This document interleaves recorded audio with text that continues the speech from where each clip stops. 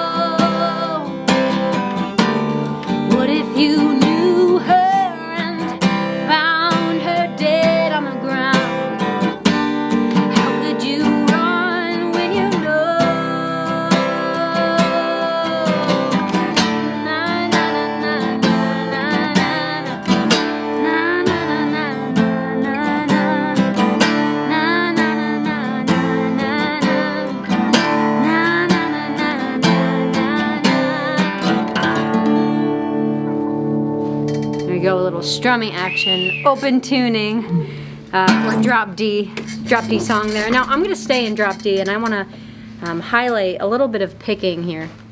I'm super picky about what acoustics I play the slide on. I don't think a slide sounds good on just any acoustic, but especially an old vintage Gibson. Something about like the thunkiness and the roundness of the strings, it just sounds so good.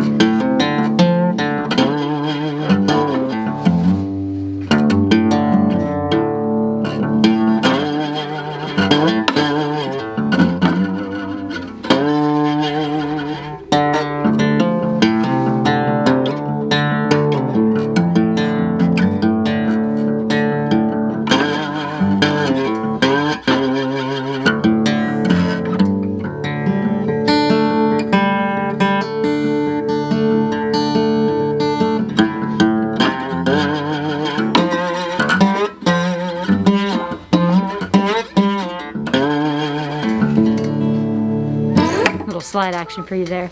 All right, now I'm going to tune up. All right, here's a little ragtime number for you.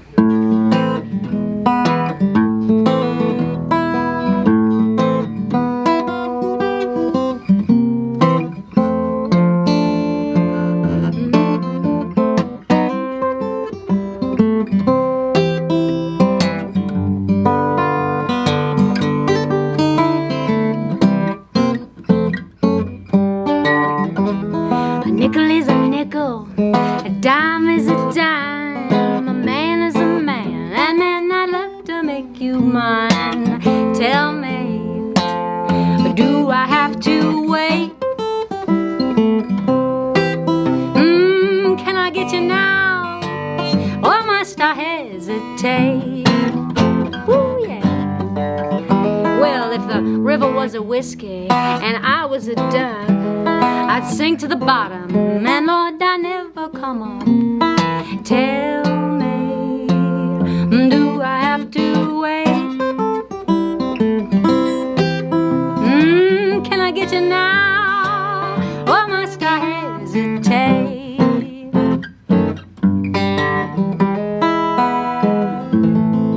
There we have it, the Gibson 1934 Jumbo, here at Norman's Rare Guitars.